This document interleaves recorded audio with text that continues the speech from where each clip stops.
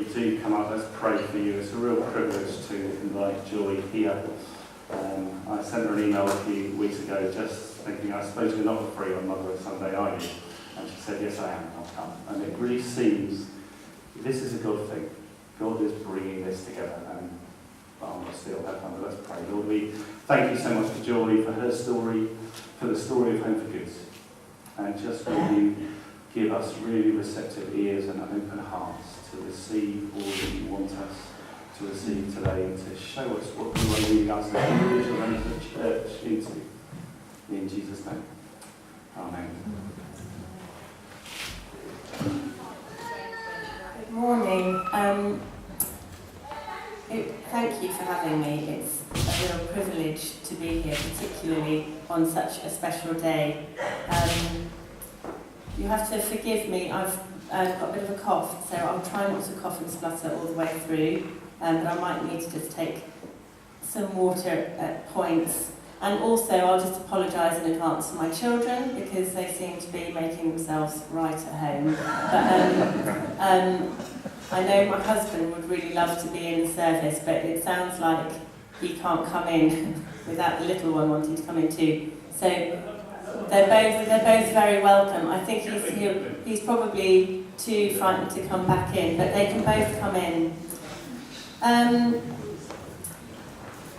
Yeah, it is a massive privilege to be here. I've got 3 children actually, but one of them on Mothering Sunday didn't want to come with me. She wants to stay in our church because she doesn't want to miss out on youth, which I thought was really cool actually. That she knew who was speaking, and she said, well, Mummy, I can't miss them. I mean, come on. They're amazing speakers. I'm like, yeah, that's fine. You just do that. Don't worry about them. So, yes, my daughter is 10, and she's in All Saints. And then James, and then Isaac. James is 8, and Isaac is 17 months. And they're all very welcome to be in the service. And Tom is here as well, my husband.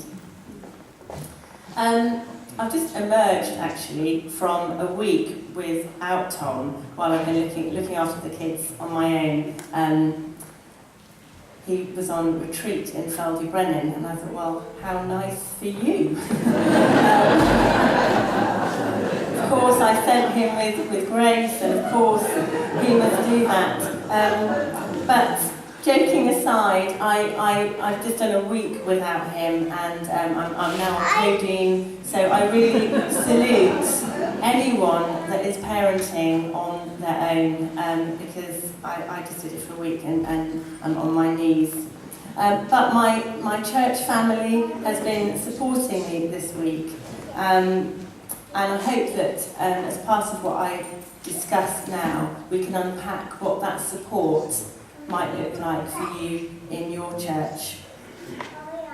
One of the things that I've been trying to juggle this week is doing a radio interview, which went out this morning. I am rubbish in the mornings, so it was pre-recorded, and it went out between 6 and 7 this morning. And I know that St Andrew's got a plug, so if anyone came to this service because you were listening between 6 and 7, you're very welcome, and well done. But yeah, I was speaking on BBC Hereford and Worcester about Mothering Sunday. And it made me think that 2 years ago, I did a radio interview for them. And the researcher rang me and said, I'm doing this piece, and I'm going to cover different types of mothering, and I want you to tell me what it means to you to be a mother.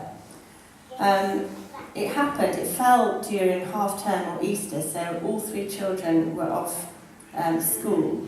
And so she invited all 3 of the kids to come into the recording studio. Now this interview was going to be live, this one. And she said, it'd be really lovely, bring the kids, they can chat live on air. And I thought, oh my goodness, actually I can't think of anything more unappealing than 3 children and live radio. At that time, James was 6, Connie was 8, and we had just received a new baby who was 6 days old, because we're a fostering family. So, but as it turned out, it was okay. The baby slept through it, James waved enthusiastically behind the safety of that soundproof glass.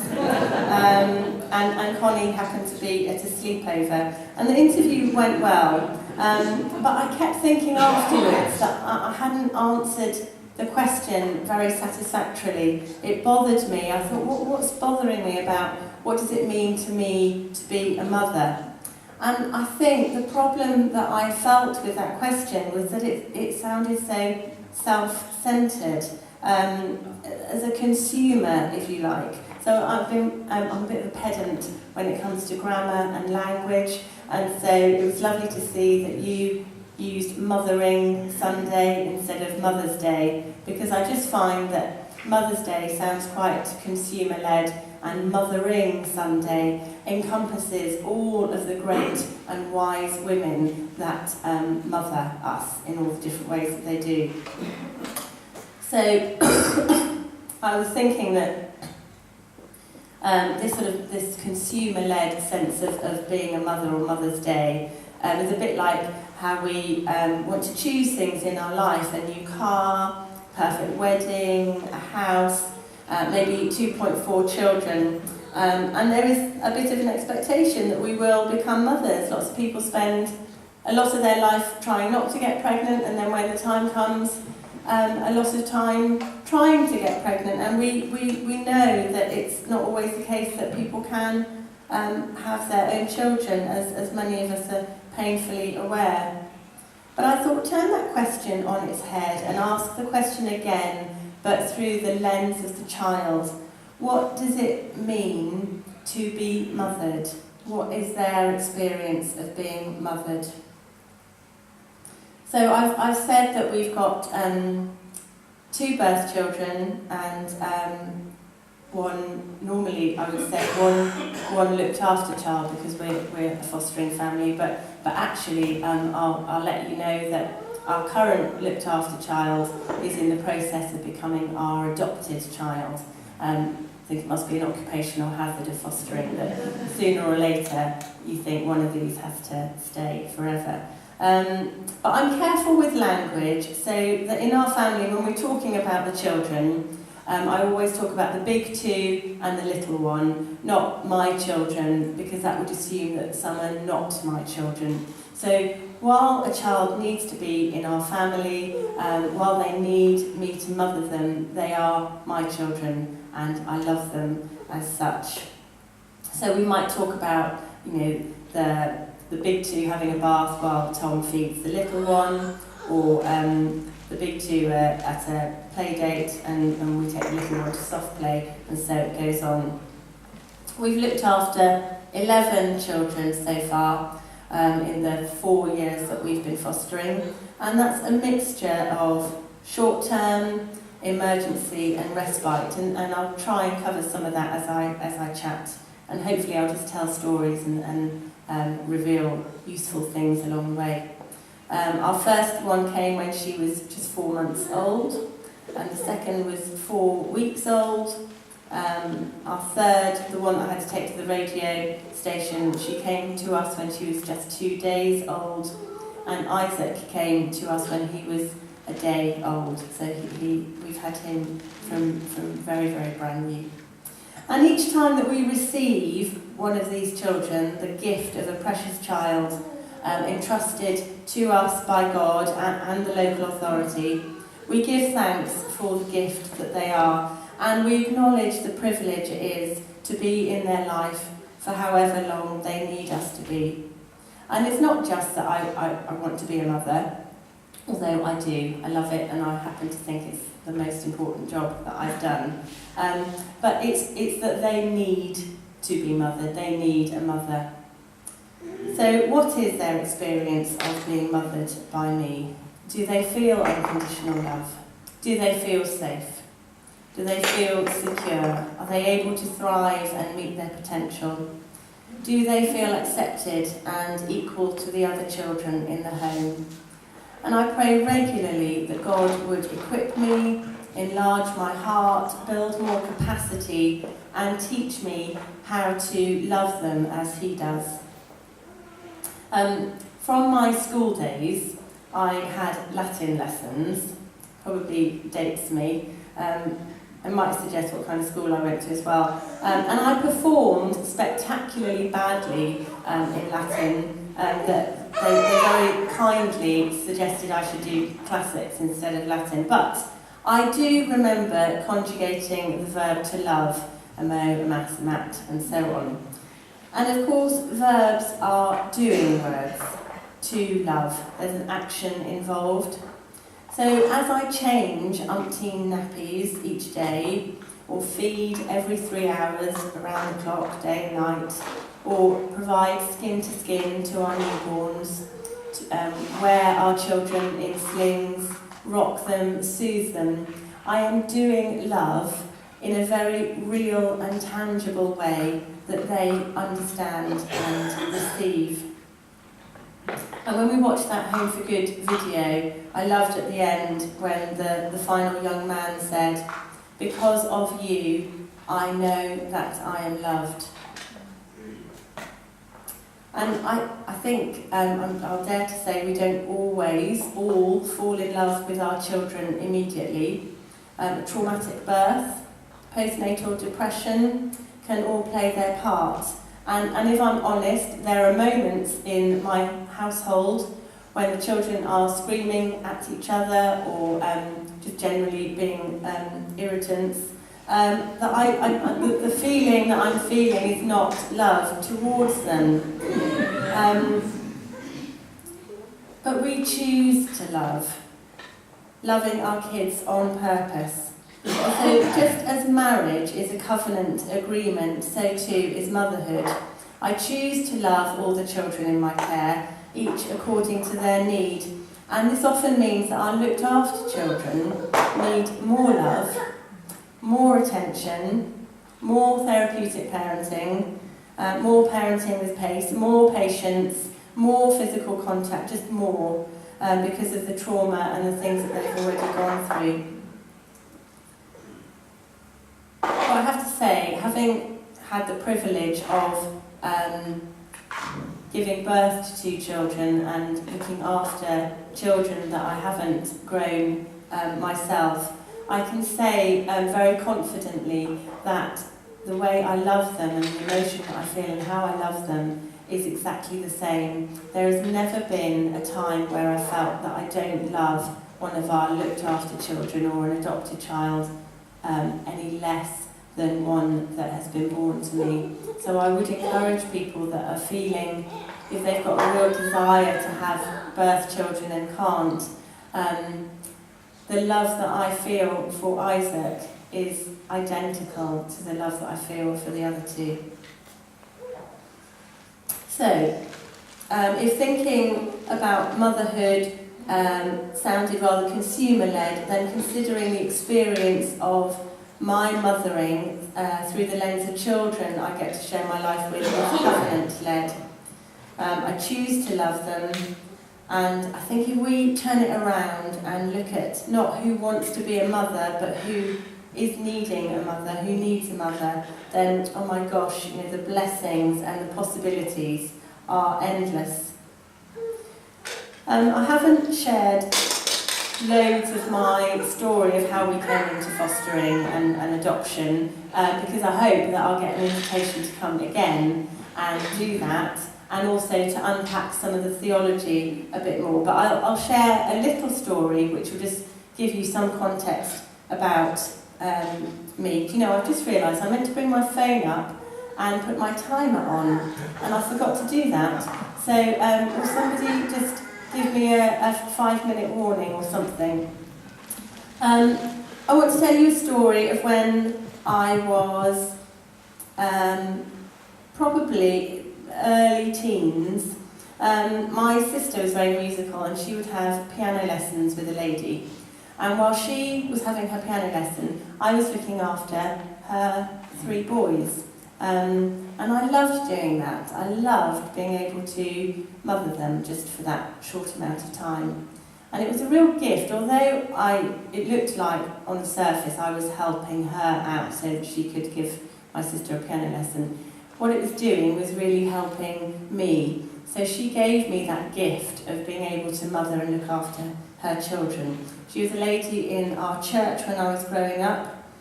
Because I was a bit of a nerdy kid, when I was about 16, my best friend and I heard a song called I Will Speak Out. Probably it's something like Spring Harvest. And we took it on a tape, which again dates me, to my friend who's very musical. And I played it to her and I said, we want to sing this song in church. So she listened, she's got such a keen ear, she just listened to it once on this tape and then just got to the piano and played it. So my friend and I sang this song in church, and it's based on Proverbs 31 verses 8 and 9, which talks about speaking out for those who have no voice, speaking out for those who are poor and needy, speaking out for the rights of the oppressed. And that lady is Jane Mortimer. So she has known me since I was about 7, and it was a lovely privilege to look after her boys. And I think there's a reciprocity when we allow people in to help us. They catch something of God's love and compassion for the vulnerable. And so when we make ourselves vulnerable and say, yeah, I need some help actually, could you do this and look after my children while I do this? Something happens. There's something very beautiful in that. So there's a little bit of story about me, and part of that is I think part of God's plan for our life way back when I was 16 and singing this song about speaking out for those that can't speak for themselves, that I believe is God and already knowing what he wanted for our lives. So who needs a mother?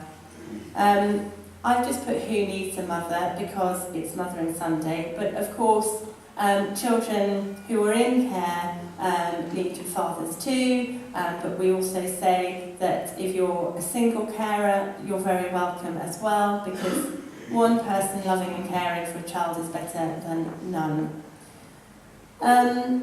Nationally, actually no, let's not look at locally first.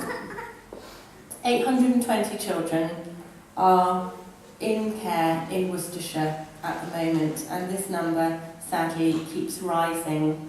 I was talking to somebody yesterday who used to work for the local authority, and he remembers the time when they hit 600 children in care, they would sort of bring in an emergency protocol. And sadly, that's no longer the case. The numbers are 820 now, and it's not seen as an emergency, it's just normal, which is very sad. Nationally, what does it look like? 90 children a day come into care, or one every 22 minutes. So during the course of this service, I don't know, 3-4 children, depends how long I speak for, will be taken into care. What about adopters? We've got twice as many children waiting for adoption as there are adopters. And here in the West Midlands, that figure is higher at 1 adopter to every 4 children. Who waits the longest? Again, on that video, there was 3 children, a sibling group, waiting for a family, and they were adopted together, which is wonderful. But the children that wait the longest for a family are sibling groups. Children with black minority ethnicity, and children with additional needs, and also children over 5. It's really sad to think, but the statistics show that if you're over 5, you are too old to be adopted. Very few people want to adopt a child over 5. Why do these children come into care? What are the reasons that children come into care? I won't go into lots of detail, but the list is there. I'll just tell a couple of stories around some of them. Neglect is the most common reason that children come into care. So it's not that their parents are doing anything actively negative towards them, but they're not doing anything positive either. Emotional neglect, not feeding them regularly, not changing their nappy regularly. I'll tell you a story of two siblings. A baby who was crawling, so probably under a year old, and her brother who was about 8, they're very close together actually, he was probably about 2.5. And when they came to us as an emergency at about 11:30 at night, they came just in little hospital gowns with the little ties at the back, because they came with nothing else, because the clothes that they were wearing when they were removed from their home were too dirty to be put on again. So when they were removed, I think it was a health visitor who went to their home and discovered the squalid home that they were living in. And they were taken to hospital to be checked out, checked that there was no physical abuse. And then when they had finished being at hospital, there's always lots of waiting around the hospital, they were brought to us at 11:30 at night with these little gowns on and nothing else. And so what we have as our kind of network, our support around us, means that people can drop off clothes to us, say how old are they, what size clothes are they in, because at 11:30 at night we can't always gather everything that we need. And of course, even if we know the age of the children, and we're told by a social worker how old they are, we can't really assume that they'll be in the size clothes that would equate to their age. Often they've been underfed, but also we see a lot that children are overweight because they're being fed a diet that's not appropriate for them. Coca-Cola in a baby bottle, or just fed on fast food. Abuse, all sorts of different types of abuse. Our first little one that came to live with us sadly suffered in the 4 months that she had been with her birth family, had sustained quite a few fractures. But I have to say, and I think this is what I've learned through doing this, I hope that I've grown more compassion for everybody involved. I've never met a birth family that do not love their children. Just because they can't care for their children doesn't mean that they don't care about their children. And even the couple that had harmed our first little one that came to live with us, they absolutely loved her. They had some learning difficulties. They probably hadn't been parented well themselves. There were a lot of reasons why they couldn't keep her safe. But the point where she was told that her daughter would not be able to ever come home to her and would be adopted, the sort of guttural cry that she let out was just horrific and stays with me. So I think it's important just to remember and extend compassion to the birth families. So what can we do about all these bits of information and all the reasons that children come into care? I brought this slide because you can feed me. It's such a powerful image, I think, of sustenance and being sustained. And our church family do sustain us in lots of different ways, but one of the practical ways is food. So I'm getting older, and I'm still often find myself in the newborn season without any of the pregnancy hormones to keep me going through the night.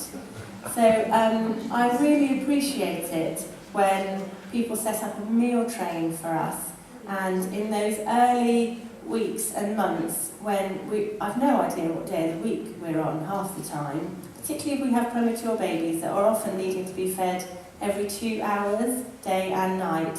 So food is always a wonderful thing that our church family do for us. And it made me think, it reminded me of hearing Viv Thomas speak. He's an itinerant speaker, and he came and spoke at a church weekend away for us.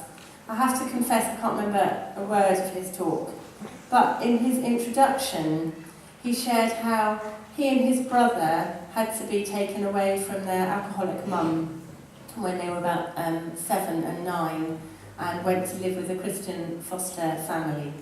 And what he said about his desire, what he wanted, was a clean house and a hot meal.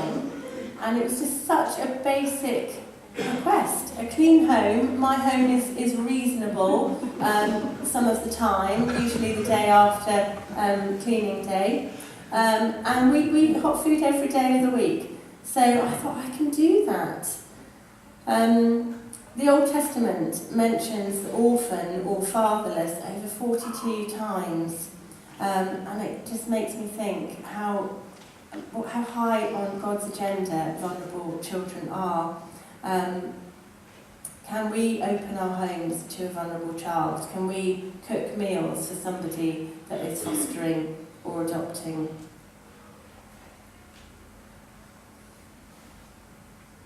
Often people say to me, oh, it's great what you do, but I couldn't do it. I couldn't do what you do, I couldn't give them back. And I know what they mean, and it's a really interesting thought. But sometimes if I'm in a good mood, I just smile. But sometimes I'm thinking inwardly, what does that say about me? Are you suggesting that I don't have any emotions, or I don't feel it when they move on? And I do understand what they mean, that they don't want to open their homes and their hearts because it will hurt too much. But it is hard, it's very hard. But I think that the children that have suffered loss, they've already lost so much, and they've experienced trauma and neglect, they need me to love them and invest in them more than I need to protect my own feelings. They need a commitment from me, and they need to feel a sense of belonging. And the support and the scaffolding that I get from my church family at those times of loss and stress have been such a blessing. So we talked about the meals, babysitting. People that know me well have dropped around a little bottle of Prosecco, chocolates, nappies, baby clothes, equipment, cards, flowers at the end of a placement, all characterise God's love for us and my church's love for us, and the support of the church and what we're doing. I can remember when we'd said goodbye to one little one after over a year that she'd lived with us. And our church has steps up to the front door, the main door, so there's another entrance around the back of the church that has a ramped access. And so I was always used to going up the ramp at the back with the pushchair. And on this morning, the first morning that I found myself going to church without our youngest, because she'd moved on to adoption, it caught me out, and I got into church in tears because I didn't want to be able to walk up the steps to my church. I wanted so much to have a pram and have my baby and be able to go the ramped way with her. And we still think about her a lot. In fact, her adopted mum messaged me this morning, and we still stay in touch, and that's really lovely.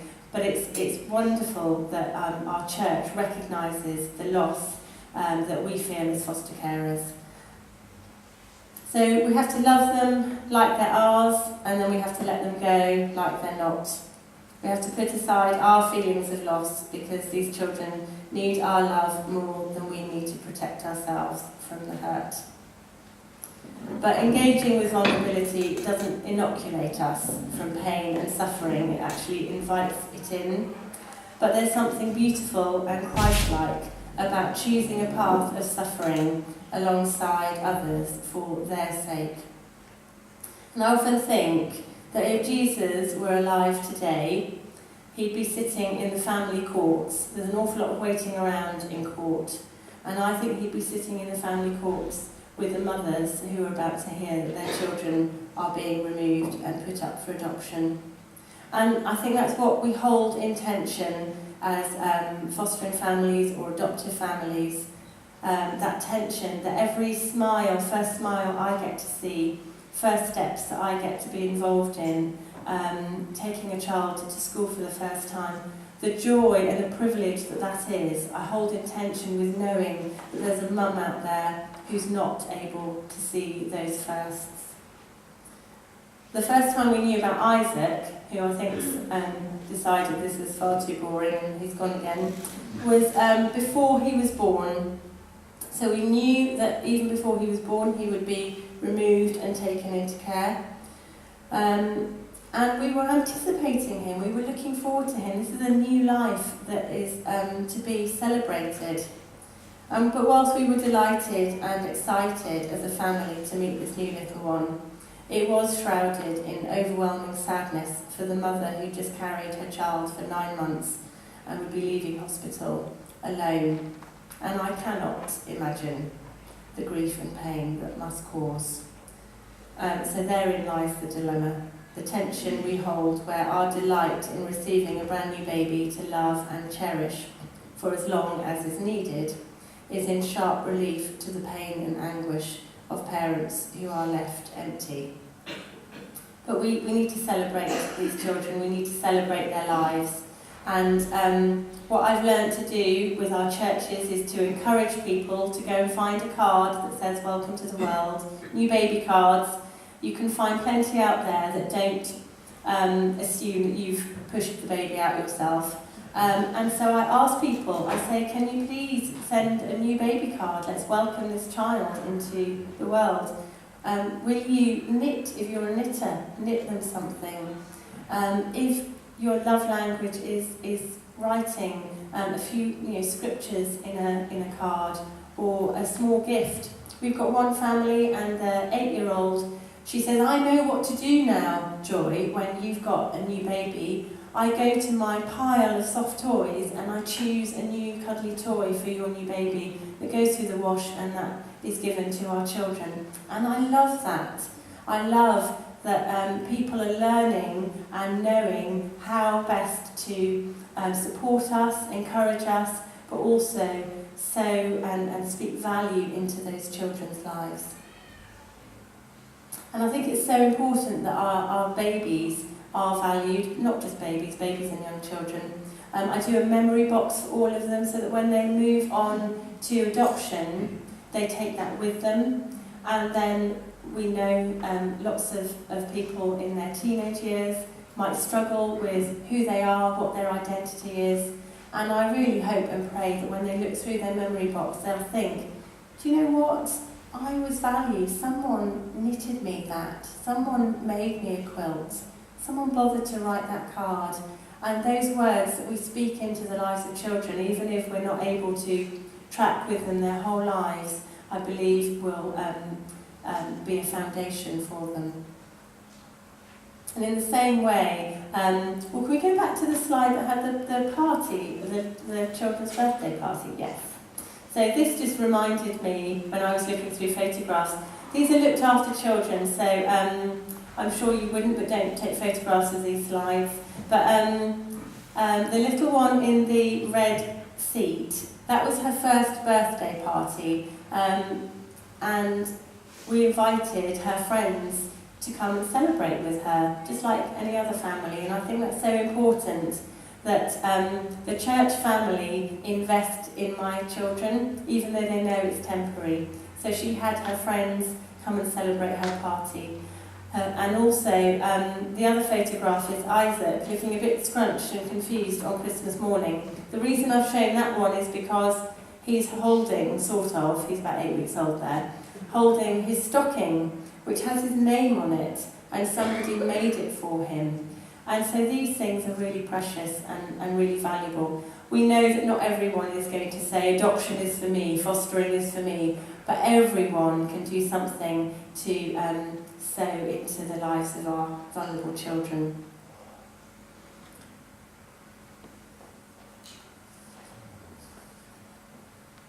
So I think I've talked about what that support looks like for me in our church and what it could look like for you in yours. Now I want to just finish by looking at the wider context, the implication in a wider context for supporting families and supporting social services.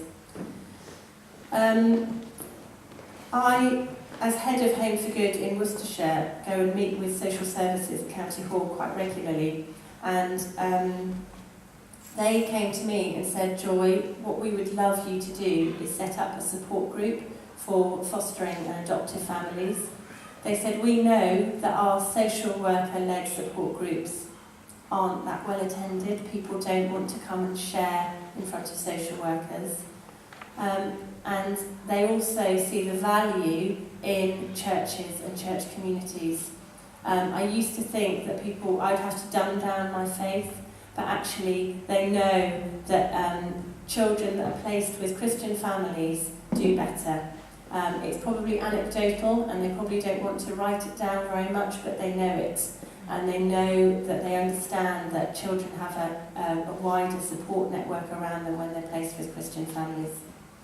So they asked us to set up a support group, which we have one in Worcester, we have one near Bromsgrove, we would really love to have one in Malvern, and the one that we did, in fact we did it like yesterday, and what happens is we invite people on a Saturday to come and share lunch together, to experience table time, to come as a family.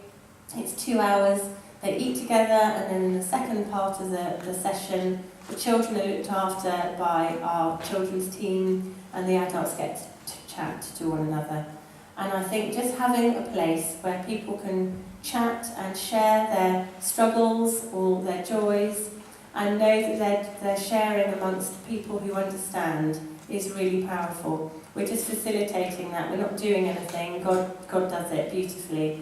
And it happened yesterday, and I could just see different conversations happening, connections being made, tears being shed, but I think it's really beautiful when people can go somewhere where they're safe and where people understand. And that's what the local authority asked us to set up, and they would love to see more of that, so we do that. We offer our church buildings so that the local authority can deliver training, because they are strapped for cash and they don't often have rooms available at County Hall. We offer ironing, hedge cutting, gardening, DIY. I think actually it's somebody who's got a bit of a penchant for techie equipment, and so he's got an industrial iron and all sorts of other industrial strength bits of equipment. And we get people who will ring and say, I'm feeling overwhelmed in my family, and we know we can't parent people's children for them, but we can do the stuff around the edges that are the things that can overwhelm us when things are tough. So we can iron for people, we can maintain their garden. One social worker rang and said, there's a family in crisis, it's Friday, 5:30, no one's in the office, can you go round with bread and milk and just sit and have a cup of tea with them? They can't get out of the house at the moment because their children are so dysregulated and they run out of bread and milk. We've offered somebody who's a carpenter who has said that they will help build flat pack furniture for families or build bunk beds so that foster carers can accommodate siblings and keep siblings together. And if you do become a Home for Good church, like All Saints is, and lots of others around the county, we're seeing that families are coming to us because they have looked after children, or they are an adoptive family, and they're saying, well, we saw you on the website, and we wanted to come to you because we thought you would understand more the needs of our children, because we can see you're a Home for Good church. Training for our children's and youth workers, changing our language so that we say, collect your parents and carers, go and collect your children. Understanding a bit about trauma and attachment. So my final slide, I'm really sorry, I probably have gone over. The children that don't get adopted, the children that stay in the care system, they age out, it's a horrible term, they age out of care around 19, and then they're on their own, pretty much.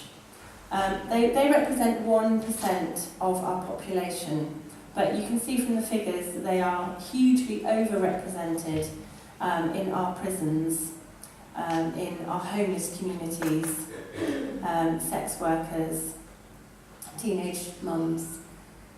So it's only 1% of, they're only 1% of the population, but hugely overrepresented, and I think those numbers are staggering. When Home for Good set up, it was part of Care for the Family and the Evangelical Alliance, and Krishka and I realised that the numbers of churches who are signed up and part of the Evangelical Alliance matched with the numbers of children waiting for a home.